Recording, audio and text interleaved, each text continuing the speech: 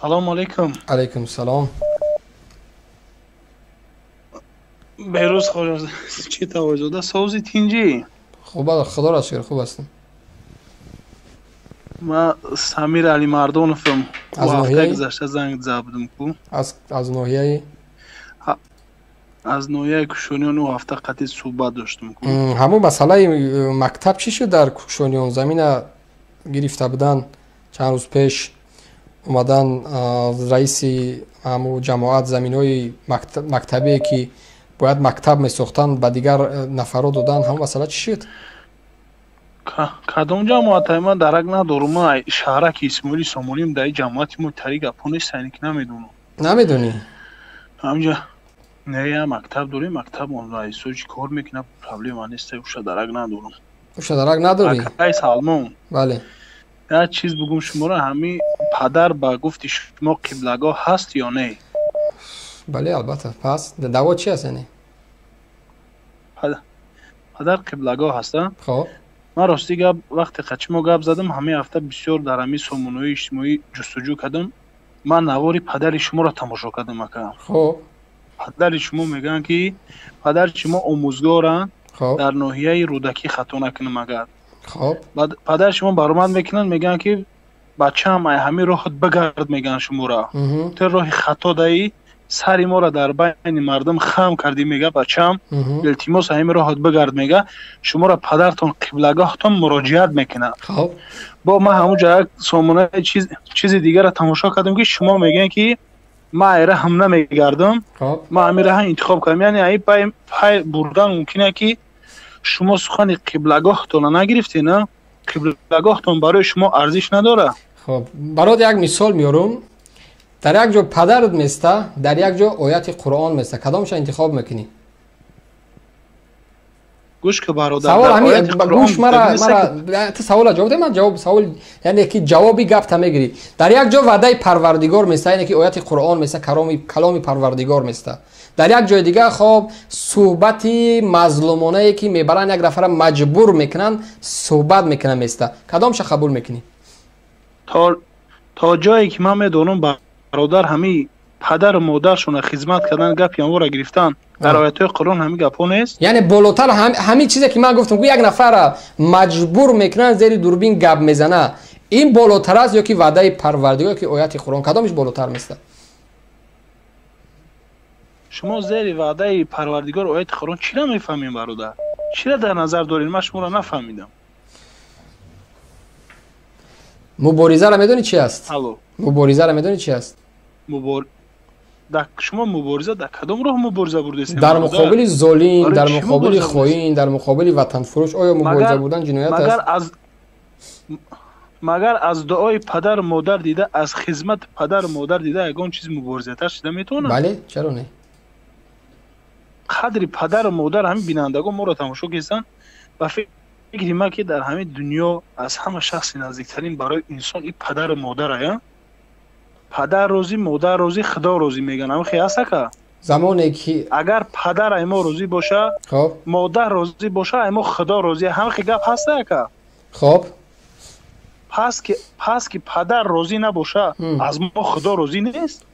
شما درباره کدام یگام من اگر گپی سخت هم باشه یگام ساعته که درباره پدری ما بدین که روزی نیسته میگی بدی یگام شب یگام روز بدی نه بدی چیزی که نمیدونی از براس به خاطر خدا ما خواهش میکنیم شما را در مسئله شخصی نروین. شما ما دعوای من سری پدرت نیست مادرت نیست. آخه پدری من اگر مرا هر چی گفته باشه فردا حساب و کتاب من همراه پدرم همراه خب پروردگار عدل نه است. هیچ کدام شما را نمیپرسن از او.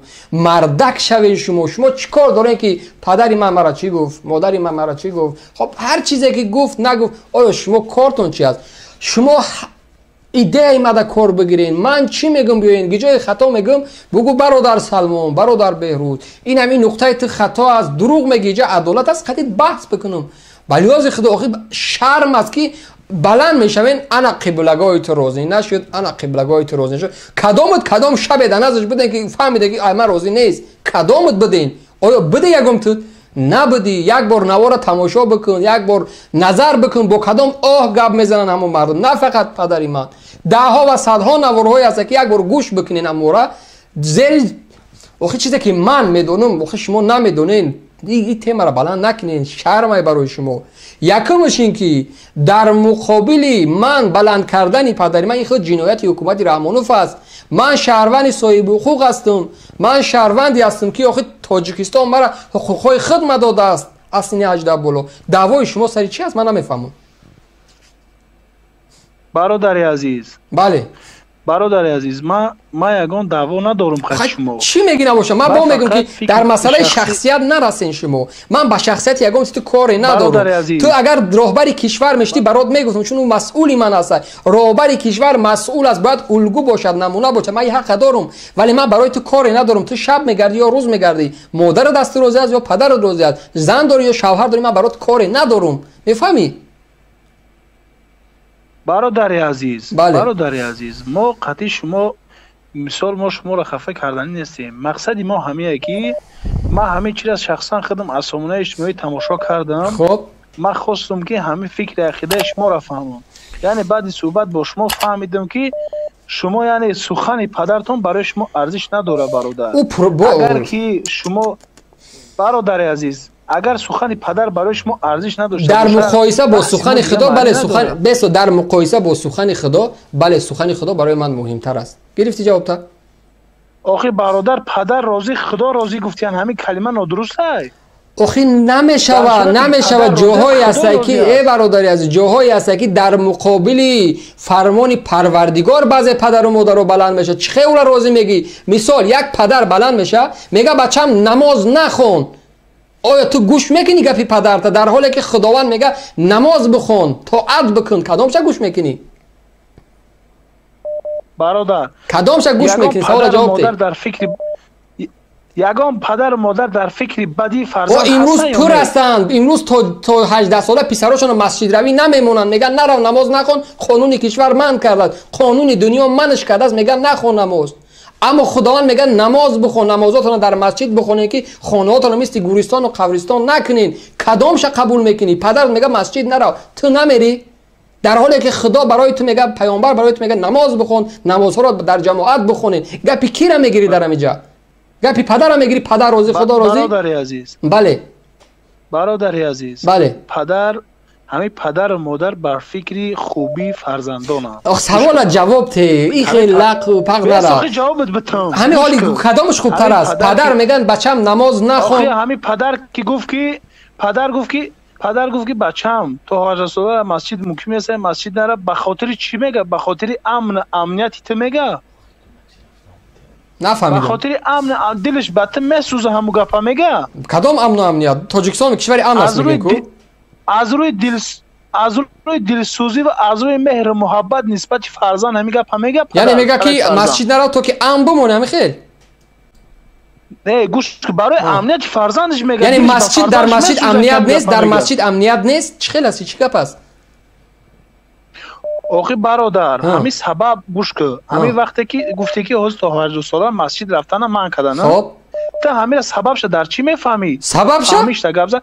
نه تو ولی من سببش بگم تو میگه ها تو جواب ده. برای چی جوان باید تا 18 ساله عبادت نکنه؟ برای چی؟ سبب چی است؟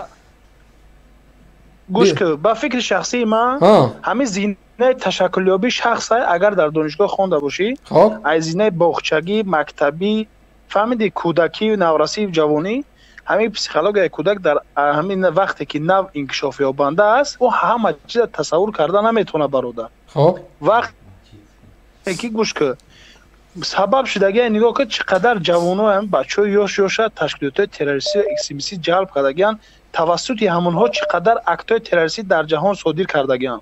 تماشا که همش در یوتیوب من همه تماشا میکنم تصورات علم برادر من میکنم مجموعه در اونجا خوندگی هستی؟ اینجا خوندگی هستی؟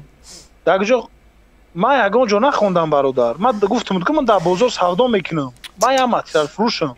نه که من همین یوتیوب تماشا میکنم میبینم همین چیزا رو میخوام. تو دعوت سری است که مسجد دعوت سری است که مسجد جای هست که خب من نمیدونم با کدام زبان طرف چه زبانت میپیشه مسجد همچون یک جایی که خداوند یا که پیامبر خدا دعوت میکنه مردم. ما میشینیم گریه میکنیم که تمام امتان از صدقه یک خاک تاری گسویت ما میمیریم میشینیم زار زار برای پیامبر اکثریت ما گریه میکنن. بعضی‌ها زمانی که پیامبر برای ما و شما خطاب میکنه که مسجد جای عبادت از نمازهاتون رو با جماعت بخونین، تو یک جوان آیا از پیامبر زورتر میستی یا که حکومت رحمانوف از قانون پروردگار از قانون‌های الهی بالاتر میسته که این حکم میبره قرار میبره؟ نظر چی است؟ گوش که برادر، بله. یکمشی که تا جایی که من فهمیش دارم دوره پیغمبر دیگر دوره بود و عصر هفت دیگر عصر بود. تهدید خطرها در اون وقت دیگر بود. حاضی عصر 21 در از نقطه نظری من تهدید خطر در همین عصر ای او دوره فرق میکنه. فهمیدی برادر؟ یعنی در مسجد تروریسم میشن یعنی در مسجد با گفت تروریسم میشن. نه گوش سوال همین درست؟ نه برادر، تو فکر من فکر تو همین است. تو همین است. تو فکر دیگر نداری. تو فکر همین است که مسجد جایی است که شاید که گویا تروریسم میشه. درست؟ نه برادر جون گوش کن. پس قانون برای چی قبول شده است؟ قانون برای چی مدام نبوده است؟ قانون برای چی قبول شد؟ برای منفیت همین خلق. منفیت بگو، یعنی چی منفیت؟ چرا تمام صبر کن. نه به منفیت خلق. تمام منفیت خلق. قانون برای منفیت خلق. آیا دیسکوتک برای منفیت خلق است که چرا بسته نشد و مسجدها بسته شد تا 18 سال؟ برای چی؟ چرا قانون قبول نشد که دیسکو کلوب ها بسته نشود؟ بچه دیسکو کلوب ها همش باز از شنبه.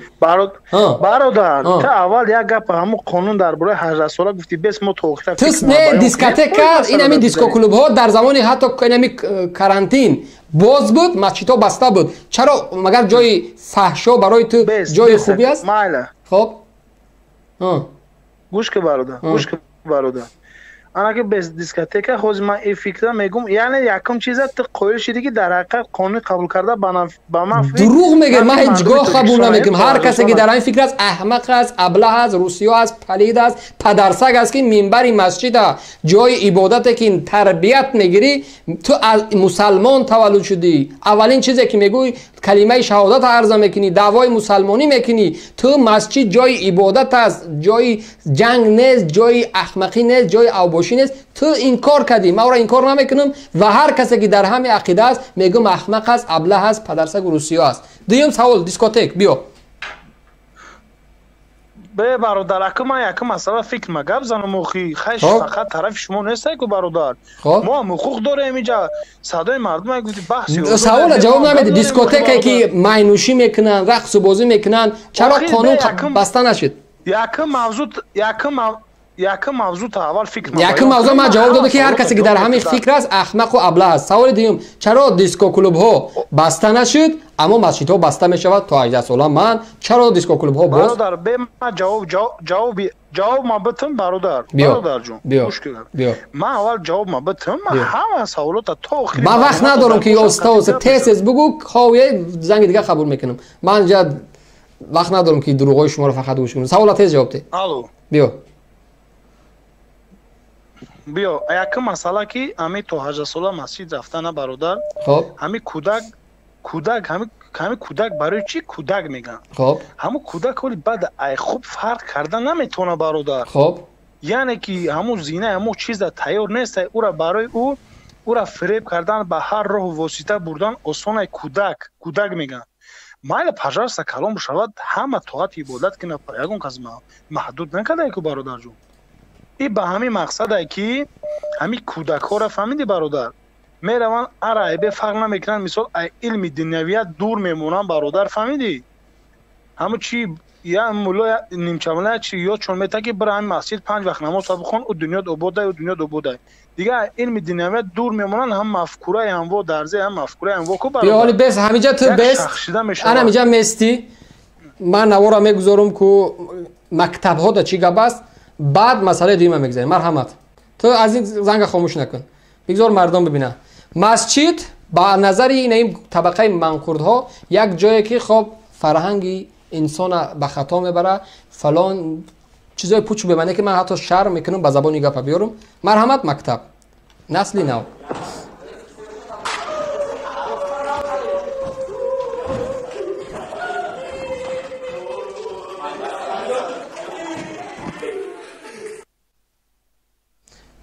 حتی معلمشون این هاشه اینه روی دوسکا چیز نوشته است. این مکتب است. مکتب مکان معرفت. اما در مکتب رقص و بازی طنز دهها و صدها نقطه های میتون مثال آورد. ولی از نظر طبقه منقول شده طبقه چاپلوس مسجد یک جای ویران کننده، یک جای بدبختی آور، یک جای خراب کننده. ایده دیگر مردم باید خودش قیاس بکنه که رژیم انا همه را ساختگی است. انا ایده جنگ سرد میگن. حکومت رحمانوف این همی طبقه ای که اصلا حق از باطل فرق کرده نمیتونه. حالی بسو بگذارش همین بچه را. سوالی مرا میشنوی؟ اگر که تو رفت و مردی تابوتی تو را همون مسجد نمیبرن. اگر مردی پدرت بندگی کرد مولای مسجد دعوت نمیگه بیو منه پدر ما ببند. آیت قرآن در سر گوری تو نمیخونن، یا که دیار ارجمند سرود ملی را برات میخونن، یا که در آثار و موزه امام رحمان میبرن گرود میکنن. باز هم با آیت قرآن، باز هم در مسجد جنازت میکنن، باز هم میبرن با آیت قرآن گرود میکنن. شما از روز اول تا آخر به نام قانون خدا زندگی میکنین، اما امروز به خاطر منفعت 4 گروهی که من براتون نشان دادم چه زندگی میکنن دفاع میکنین. شرم بکنین، شرم بکنین. قطع شد. زنگ دیگه رو میشنی.